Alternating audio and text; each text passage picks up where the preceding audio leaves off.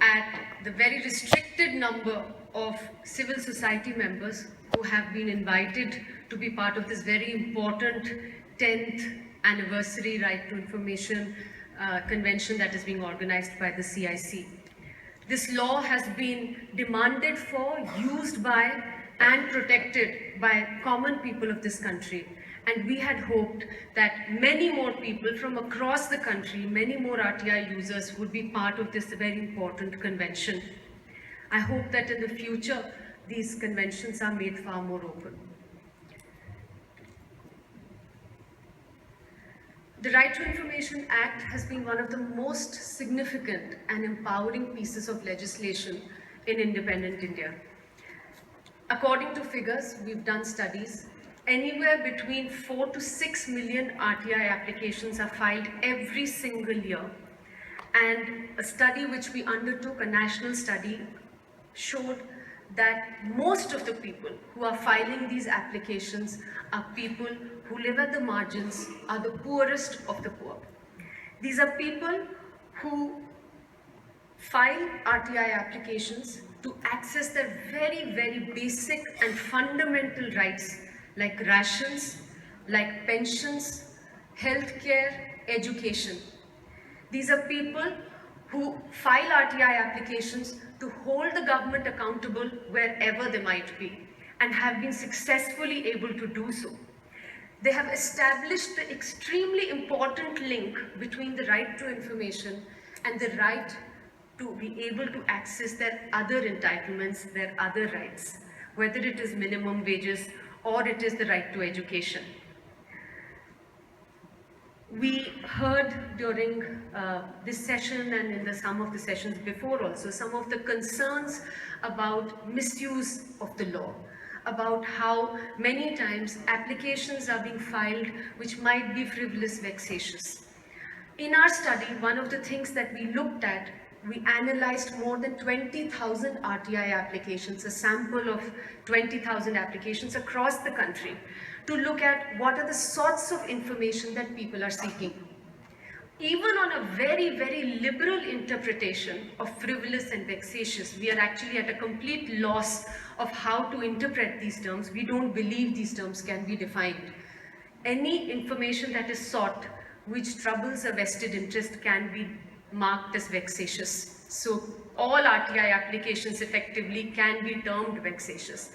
But we tried to give a very, very liberal interpretation of the term frivolous, vexatious, and we looked at 20,000 RTI applications across the country. We found less than 1% RTI applications that could be termed frivolous or vexatious. On the other hand, we found scores of RTI applications which were pleas for help. There were women who were saying that they were widows, had applied for Anganwadi jobs 14 years ago. And when the RTI Act came, they were asking what happened to my application. I'm still waiting to hear.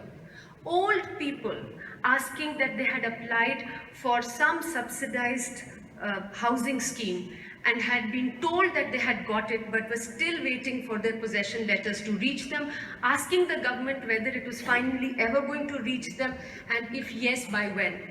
These were the kind of RTI applications that we found in the samples repeatedly coming. And far from being vexatious, most of these applications were pleading for help. They were basically saying, please, could you kindly let us know when we can get our ration card? Could you please let us know when our subsidized house letter will reach us? It is in this context that I thought Mr. Azad had very comprehensively listed out the challenges. Mr. Karthikeyan also did that in the implementation of the RTI Act. But what does it really mean for people on the ground?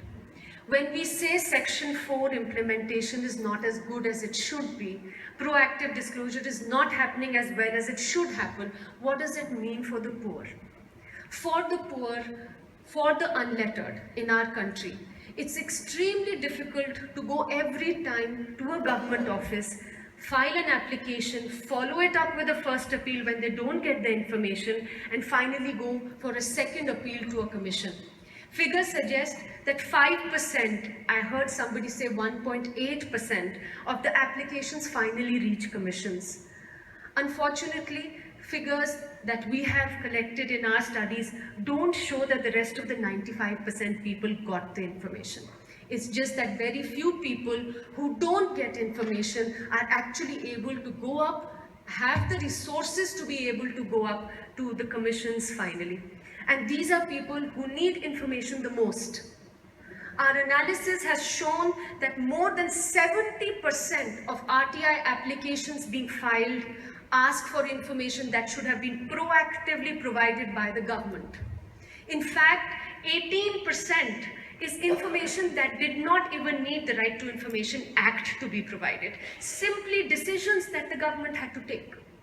This information, because it is not being provided, is having to be sought by people. This information, because it is not put up on boards in public authorities, is having to be sought by people who are the poorest of the poor and the most marginalized. So it is they who have to bear the cost of poor implementation of Section 4. And of course, public authorities also have to bear this cost, because if 70% of the applications that are being filed today could have been avoided simply by putting out Section 4 disclosures, proactive disclosures, a majority of these people would have never reached the public authorities with a right to information application in the first place. Our study showed, we looked at more than 80 public authorities across the country. In 65% of the cases, there was not a single board in the public authorities' premises to even give basic information about the right to information, like the name of the public information officer or the contact details. This is the state of public disclosure of information by the government. And here I must add that while we talk of digital India, we also cannot ignore the digital divide.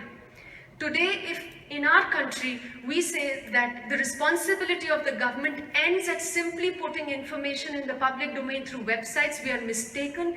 That information will still remain inaccessible to people who need it the most.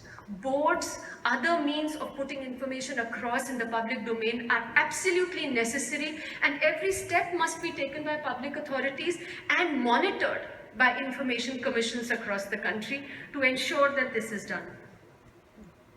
We recently did an audit, the National Campaign for People's Right to Information, of the websites also of the Chief Minister's offices and the Prime Minister's office. These were 30 websites that we audited, and it's a deep regret that we have to say that only in 4 of these websites was some information given on Section 4.1b. All other websites of the CMOs, including the Prime Minister's office, does not have the requisite information on 4.1b. So when we say that governments need to be serious about pushing the agenda for proactive disclosure, if the the highest offices in the states and the country do not do it, they need to lead by example. Decisions and basis of decisions are extremely important for people to know. Yesterday we did a public hearing in which an 80-year-old woman came, and she said that her pension was stopped suddenly 3 years ago. And when her pension was stopped, she was not informed that her pension is being stopped. She was also not informed why her pension was not being stopped. With some help, she reached the public authority, filed an RTI application, and the response that she got was, "Aapki pension band kar di gayi hogi." She had to travel all the way to the Central Information Commission through the First Appellate Authority, and this took more than 2 years for her to do. And till she actually reached there, her pension was not continued. It was after that particular appeal was heard that the pension was started, but the compensation that she was given is still not being given to her. In fact, the Delhi government has taken her to court, saying that why should we give you your pension? So she was there yesterday saying that I do not understand what sort of justice this law can get for me. I think these are issues that we need to squarely answer if we believe that this is a people's law. Mr. Azad, I think, mentioned before me, so I don't need to repeat it, that in our law, the place of the information commissions is absolutely unparalleled. They are supposed to work on behalf of people. In this sort of a situation, when we talk of the alarming pendencies which have been discussed right now, our report found that in Madhya Pradesh, it takes 60 years, more than 60 years for a hearing to come up. In West Bengal, it takes close to 18 years for a hearing to come up. In nine states, these are findings of our report. I'm very happy to discuss them. All our methodology, all our information is in the public domain. In 9 states of the country, more than 1 year pendency. Now, people who are becoming homeless because they're not getting their pensions, people who don't have food to feed their children because they're not getting their pensions, cannot wait for these long periods of time for justice to prevail. Information delayed is information denied. मैं आपको methodology बता सकती हूँ. हमने 2 साल. Can I request? Let us speak. Let us speak. Then we have a question after. Yes, I'm very happy to discuss the methodology. Since this has been brought up, let me just state, in the interest of transparency, that this particular delay was calculated on the basis of 2 years disposal rates. We took the amount of the number of cases that were disposed of over 2 years. We took an average, and then we looked at the pendency and arrived at these rates. We have all the figures which we are very happy to share and discuss. They are already in the public domain. And one of the reasons, since we have brought this up and I meant to mention it, is that the number of information commissioners that need to be in the information commissions in the states and at the center is not there. The law already puts a cap on the number of information commissions. Unfortunately, governments are not even appointing the requisite number of information commissioners, and we find huge vacancies across the country. There are many states, including Madhya Pradesh, for the period of our study, which went without any information commission. And I think you will not be able to deny that, because the fact is that when there are not information commissioners in the commission, that commission cannot possibly hear orders, that cannot dispose the cases in front of them. The Central Information Commission itself was without a chief for a period of 9 months, which was unprecedented. This renders the law ineffective for people. We are undertaking currently a study on the quality of orders of information commissions. Some of our preliminary findings suggest that a big problem, and I think it has already been mentioned by one of the speakers before, is the deficiencies in the way the orders are written. More than 50% of the orders are deficient. They do not record basic things like the date of the right to information, the date the right to information application was filed, the date on which response was given, if any, the date on which the first appellate authority gave their response. These dates are just missing. They are not reasoned orders. And the result again, which is because we are interested in all of these figures and all of this analysis simply because we want to understand what does it mean for the people of this country. The result is that the person who has taken the trouble of finally reaching the commission and waiting for the number of years that they had to for the hearing, even at the end of the hearing when they get the order, do not know the basis of decision in that order. There is no public accountability, therefore, of how the commission arrived at the decision that they did. We see a huge trend, it's a very unfortunate trend, but we see a trend of a lot of information commission's orders being challenged in courts. In the court, the commissions are not party. And then a Sumitra Devi, who I talked about, has to stand there, and there is nothing in the order, and the court has no option but to set it aside or put a stay on it. And I think that this is something which is very, very concerning, can be corrected very easily just by putting in a format, saying that these are the basic minimum things that need to go into any order that is passed by the commission. There are many other problems. Section 6379 being illegally used to deny information have already been talked about by Mr. Karthikeyan. Information on third-party not being given, information which is sub judice simply because it is sub judice, simply because it is under investigation not being given, which is not at all permissible under the law. But I think most importantly, and I do want to come to this contentious issue, is the issue of penalties. Our study has shown that in more than 96% of the cases where penalties should have been imposed, they were imposable because there were clear delays and no reasonable cause has been recorded for those delays. Penalties have not been imposed in 96% of the cases where they were imposable. Now we are constantly told that penalties ke piche mat bhagiye. We are not interested in penalties for the sake of penalties. Penalties are a signal. When penalties are not imposed, they send out a signal to the public information officer that violation of the law is fine. And we see that there is an increasing culture of impunity that is setting in because penalties are not being imposed by commissions. People are having to come back without information when they file applications because a lot of public information officers now tell them that kuch nahi hoga, aap kahin bhi chale jaiye, commission bhi chale jaiye. Now this is a reality which we cannot wish away.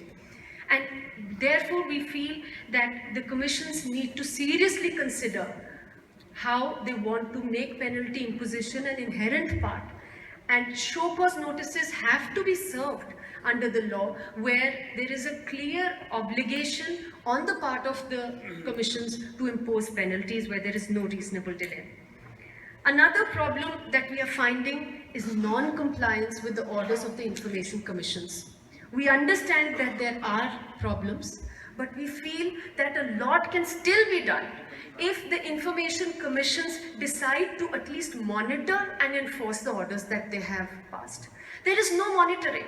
So somebody who gets an order basically gets told that you shall be given information within 15 days. But after 15 days, if they don't get information, they have to come back in a fresh appeal and stand at the end of the queue and wait for another few years for their case to be heard. This sort of problem can be avoided. We have suggested a few things, but this again needs to be looked at by the commissions very carefully. Finally, I think we were very happy to hear the Prime Minister mentioning that for real change to come about, there needs to be an analysis of the right to information applications that are being filed by people. The right to information applications that come to a public authority can be a barometer for the public authority if they're taken seriously. Each of the right to information applications, in India we are having the largest number globally of RTI applications being filed, and we are told that it is because there are a lot of problems that people are otherwise not able to resolve. They're coming in the Right to Information Act to seek information about them.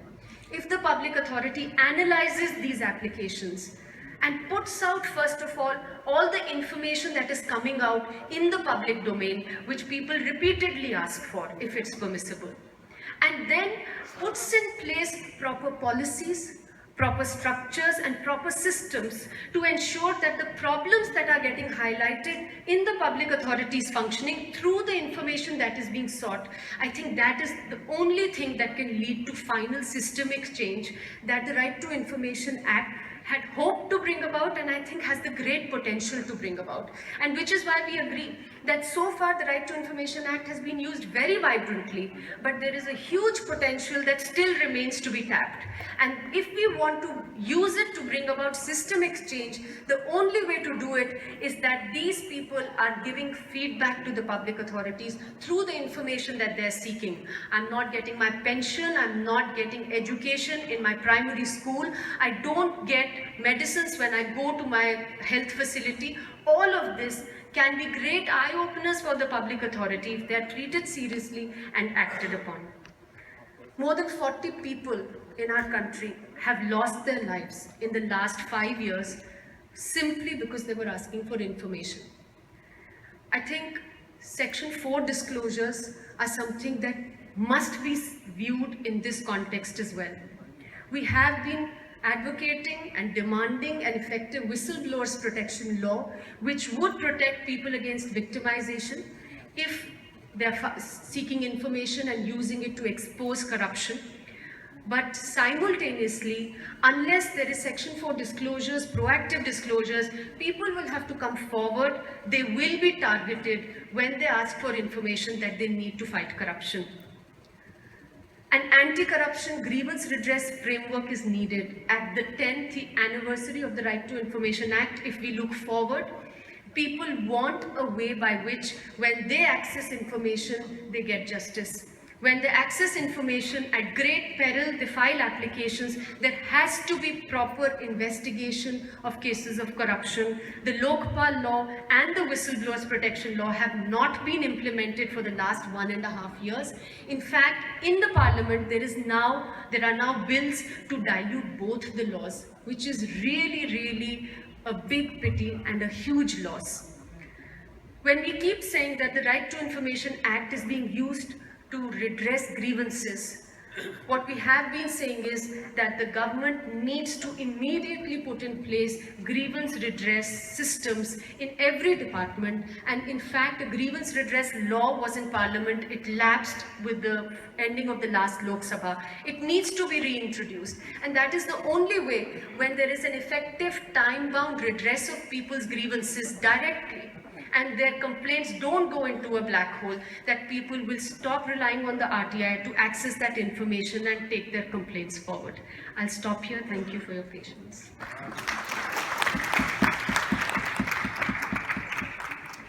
Thank you, Ms. Bhardwaj. Yes, Anjali wants to say something, so let's let her have the last word. Unless she says something, then I'll have the last word. Sure. There's just one or two things that came up which I thought needed just highlighting or to be responded to. I totally agree. जो websites हैं commissions की, उनके ऊपर बहुत सारी सूचना डाली जा सकती है और डालने की ज़रूरत है. इतनी सारे मुद्दे हैं, इसीलिए सब पे बात नहीं हुई. But when we have looked at the commission's websites across the country, most commissions don't have even basic information on the number of appeals and complaints that are coming in, on the pendencies in the commissions, on the number of cases in which complaints are being, there are penalties being imposed and so on. So I think that it's extremely important that the commissions lead by example, because it is really expected that the commissions will have all the information when they are ordering themselves that information be provided by public authorities. Junior officers being increasingly made public information officers is a huge problem, and we find that in state after state this is happening, and this is very concerning, because very often when we go to file RTI applications, the public information officer says that they don't even know that they are PIOs. In many cases we found that. So that is extremely problematic. In terms of the orders, compliance with the orders, one suggestion that we've been making is the kind of continuing mandamus which courts follow, where a case is not closed when a decision is made, and after 3 or 4 weeks of the time that is given to the public authority to give information, there should be another hearing, which is not mandatory, but should an applicant feel that information hasn't been provided, it could be then taken up by the commission without people having to file another complaint and wait for many years. I think the matter on quality of orders can't be stressed enough.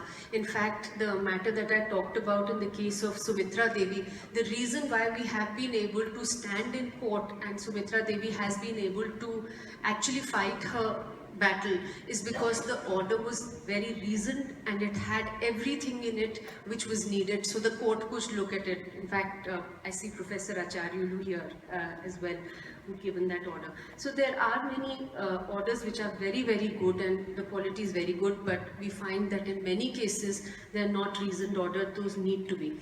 And as far as grievance redress is concerned, I think that we shouldn't look at right to information to become a grievance redress forum in the sense that, you know, commissioners say that redress this grievance. There's already a lot of things under the law which commissioners need to look at. there needs to be a separate mechanism that the government puts in place to ensure that grievances of people are addressed. And also, if, like I said, the right to information applications are looked into and public authorities put in place proper systems, a lot of the grievances can be redressed even without them having to go through this long process of filing complaints. And finally, on this technical advisory committee, I think it's extremely important that all commissions, including the Central Information Commission, have some system, some body, wherein there is interaction between all the stakeholders, the public authorities, the commission, and people, so that all the problems that are coming up and the challenges that are coming up can be discussed and resolved. Thank you.